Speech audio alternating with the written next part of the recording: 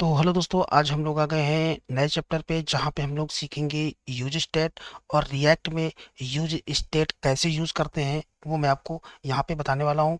तो आप ये समझ लीजिए कि यहाँ पे यूज स्टेट के नाम से मैंने एक कंपोनेंट बना लिया है और मैंने उसको फंक्शनल कंपोनेंट की तरह यहाँ पे स्ट्रक्चर तैयार कर दिया है।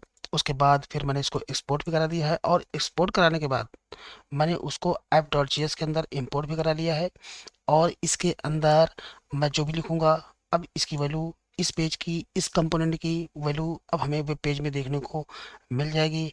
मैं अगर आपको रन करा के दिखाऊं तो ये ऑलरेडी रन भी कर रहा है और ये यहाँ पे आप देख रहे हो यूज स्टेट दिख भी रहा है।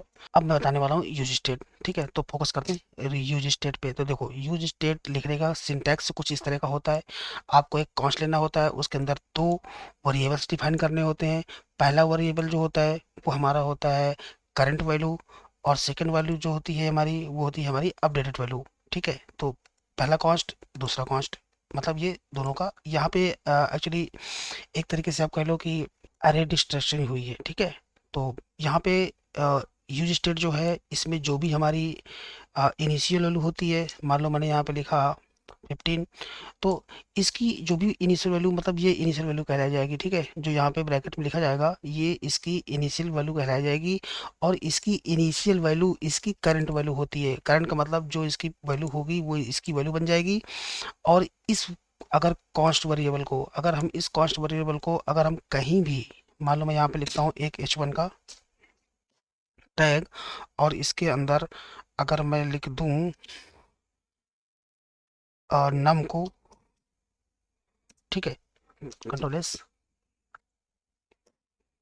तो क्या होगा, इसकी इनिशियल वैल्यू यहाँ पे आ गई करंट वैल्यू में, और ये करंट वैल्यू मैंने यहाँ पे कॉल कर दिया तो इसकी वैल्यू यहाँ पे डिस्प्ले हो जाएगी। अब ये रेड रेड क्यों हो रहा है आप समझ चुके होंगे, वो इसलिए क्योंकि ये रिएक्ट का फ्रेगमेंट मांग रहा है। मैं यहाँ पे करता हूँ इसको कट, और इसको यहाँ पे करता हूँ शिफ्ट। अब इसकी प्रॉब्लम सॉल्व हो गई है। अब अगर मैं यहाँ पे देखूँ तो आप देख रहे हो यहाँ पे 15 शो हो रहा है। क्यों हो रहा है? क्योंकि इसकी इनिशियल वैल्यू इसकी करंट वैल्यू बन गई है और करंट वैल्यू यहाँ पे हम दिखवा रहे हैं। ठीक है, अब देखो, मान लो कि मैंने यहाँ पे इनिशियल वैल्यू कर दी 10। अब मुझे क्या करना है कि यहाँ पे इसकी वैल्यू कुछ इस तरह से इंक्रीमेंट करानी है कि हर 1 सेकंड में जो है इसकी वैल्यू अपडेट हो जाए। ठीक है, तो अब मैं उसके लिए क्या करूँगा, फंक्शन बनाऊंगा और सेट काउंट में उसकी वैल्यू को असाइन कर दूंगा, सो दैट कि इस सेट वैल्यू की अपडेटेड वैल्यू यहाँ पे चली जाए और वही अपडेटेड वैल्यू हमारे ब्राउजर पे डिस्प्ले हो जाए। ठीक है, तो अब मैं उसके लिए एक काम करता हूँ, सेट इंटरवल यूज करता हूँ। सेट इंटरवल यूज करता हूँ, और इसके अंदर मैं करता हूँ सेट नम को,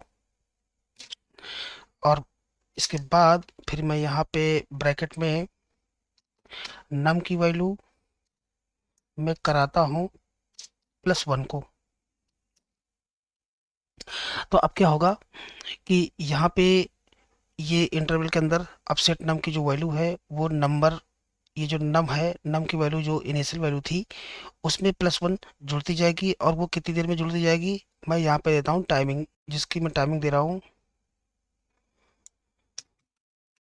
1000 मिली सेकेंड, कंट्रोल एस।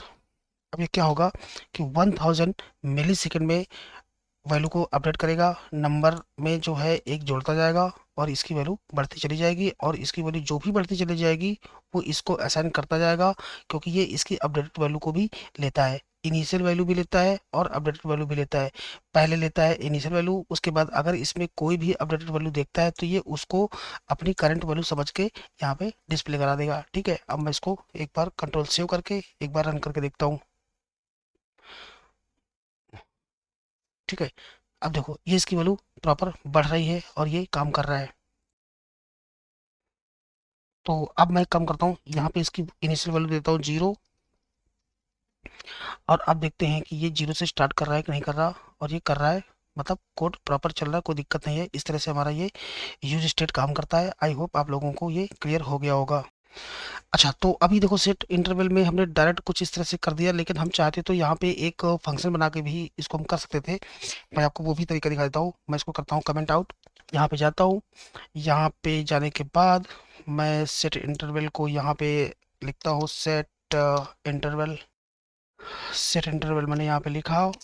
और इसमें मैं करूँगा कॉल बैक में मैं यहाँ पे मैं लूँगा एक फंक्शन नेम, उसका मैं करता हूँ कि अप अप नम का मतलब अपडेट नंबर।